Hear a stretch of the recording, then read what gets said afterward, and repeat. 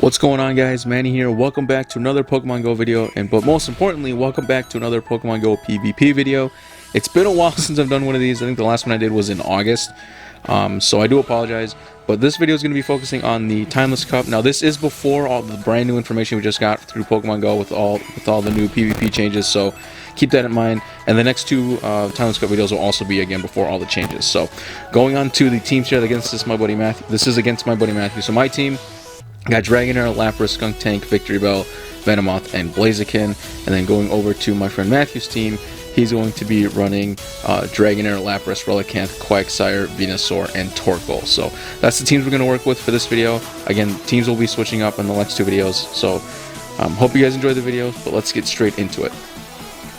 So starting off game one here against my buddy Matthew, we're going to lead with, I believe I lead with Skuntank, and he's going to lead with the Torkoal.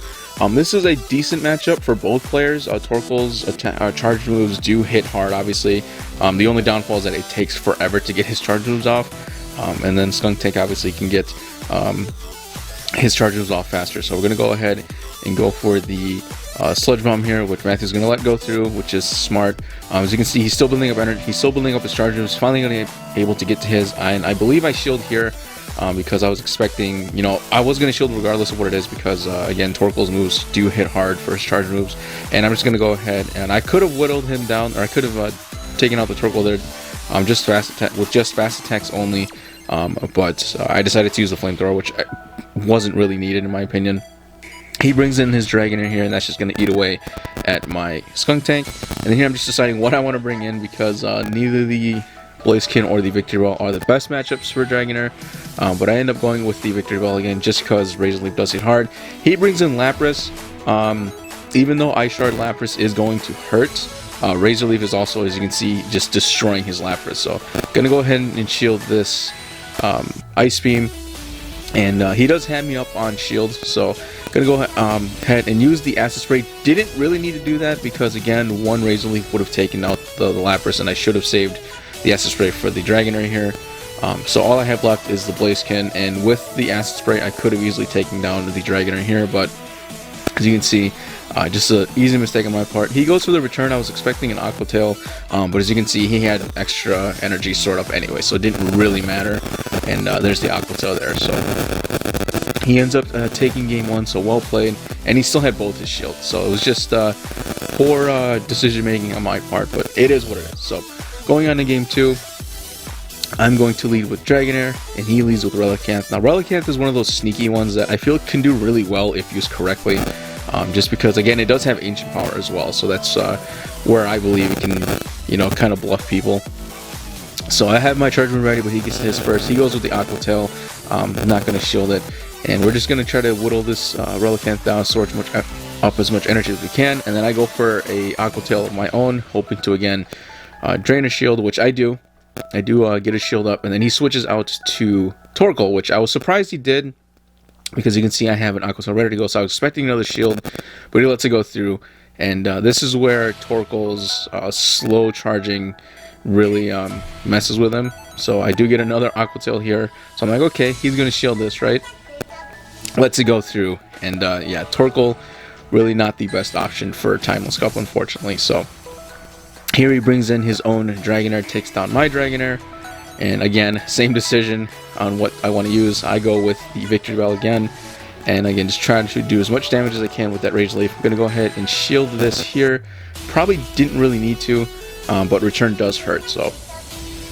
And just whittle down to this Dragonair with Razor Leaf, and I do end up shielding this here as well, because I do have the charger ready, and I know I can get off. I know I can pretty much take down this Dragonair on just fast attacks here. So even though my Victory Bell is super low, I do have a charge move ready to go, and I go with Acid Spray here to bait his last shield, which does work, so that's really good on my part. And here I bring back in the Blaziken, and I don't know if he had a charge move ready or just didn't use it, but yeah, I don't know what happened there. I don't know if he just forgot to use it or he just didn't have it in time. So I end up taking game two there. Going on to game three, I lead Dragonair, he leads Venusaur. Kind of a favorable matchup for Venusaur here, just because, again, Frenzy Plant does hit hard. But as you can see, Dragon Breath doing work. Dragon Breath just a very good fast attack. And here I go ahead and shield whatever the attack this is, being Frenzy Plant, because again, both Sludge Bomb and Frenzy Plant would have done really good damage against Dragonair. So here I go for the Aqua Tail, hoping to bait a shield. Doesn't work. And we're just going to try to take down this Venusaur on just fast attacks here. And I am successfully able to. So Venusaur down, and now we're just waiting to see what he brings in next. Brings in his own Dragonair. And here I go for a return again, and just hoping to do damage or bait the shield. And get off the return there. He ends up using his shield. And here I just really want to get to another return before he can get to his, and which I'm able to do.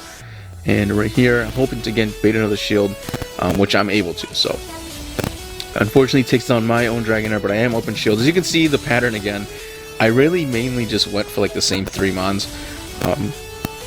So again, I bring in Victory Bell here. I'm gonna go ahead and let whatever attack this goes through, and just try to whittle down the Dragonair, but he switches into Torkoal, and I go ahead and switch into Blaziken. So again, Blaziken's a very good Pokemon to use for Timeless Cup, just because counters just such a really good fast attack, and it charges up Blaziken's moves fast. So here I'm just whittling down the Torkoal on just fast attacks, and I end up going for a, I believe this is a Blaze Kick, just because I didn't want to burn.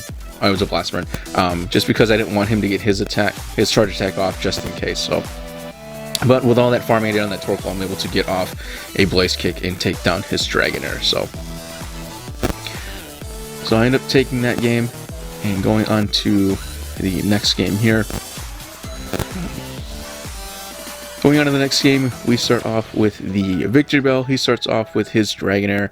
We've seen this matchup a lot already. Again, I mainly just use the same 3 mons, just in different orders for the most part. As you can see, Razor Leaf doing work, even though that Dragon Breath is also doing work against my Victory Bell. And he's able to get off a charge attack. I probably could have...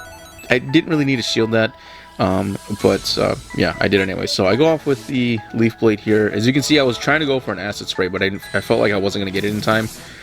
So I just decided to go with Leaf Blade. He ends up shielding that and then takes down my Victory Bell. So I end up bringing in the Venomoth, and I just let this attack go through, because Venomoth is kind of tanky for what it is, even though Return does a good chunk of damage there.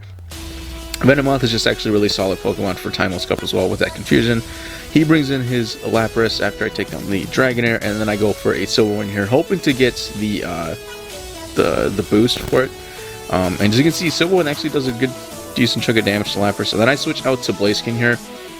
Again, normally where this would be a really bad matchup for me, most players that do run Lapras are running Ice Shard, so I don't really need to worry about the fast attacks. It's the charge attacks you need to worry about when you're going up against Lapras with Blaziken. But as you can see, I take down the, I believe I took down the Lapras. I actually don't remember here.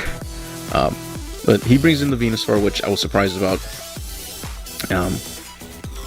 And basically just going to whittle down to this Venusaur here. So I actually did see there, I did take down the Lapras. So as you can see, yeah, Venusaur not having a really good day against Blaziken. I have no shield, so this Frenzy Plant is obviously going to take down Blaziken, but I do have that Venomoth in the back. So I end up taking that game here, and I believe we're going to be going on to the final game here, which is going to have me lead with Dragonair. He leads Torkoal, and again, we've seen how this matchup goes. Dragonair completely wins this matchup because Torkoal is just super slow when it comes to his charge attack. So going off with an Aqua Tail. So again, hoping just to burn the shields, but he lets it go through. And I think at this point, he switches there, and I think he realizes there that Torkoal is just not the best Pokemon to use for Timeless Cup, unfortunately. So I get off another Aqua Tail here, which he's going to end up shielding.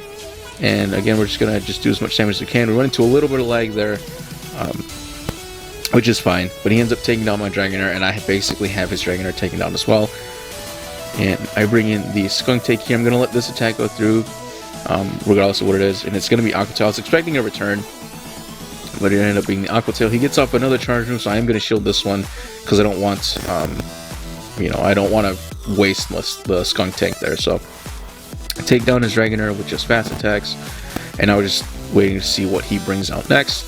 And he ends up bringing out to the Torkoal, and I go for the Sludge Bomb again, hoping to draw the shield. which I'm able to do, but I do have a shield myself for whatever this attack is, and I was obviously I'm going to use it because it's most likely going to be the Earthquake, and it is. So that's the one downfall of Torkoal is just it's kind of predictable to what he's going to use. So I end up taking down his Torkoal. Skunk Tank's basically going to get knocked out here, but I do have one more Sludge Bomb ready to go against his Venus Brother that it brings out, and again Sludge Bomb doing a very good amount of damage. He's going to take down my Skunk Tank, which is fine because I do have the Blaziken. So even with the Frenzy Plant or the Sludge Bomb here, it's not going to be enough to take down Blaziken. So, and he ends up going with the Frenzy Plant. Again, hurts a lot, even though it's not super effective. But again, I do have the Blaze Kick ready to go, and that's going to do it for the match and do it for this video. So I hope you guys enjoyed the video. Again, I do apologize that I've been really slacking on the PvP content for you guys. That's never my intention. It's just work and stuff has just been getting in the way. But I fully intend on bringing PvP back to the channel.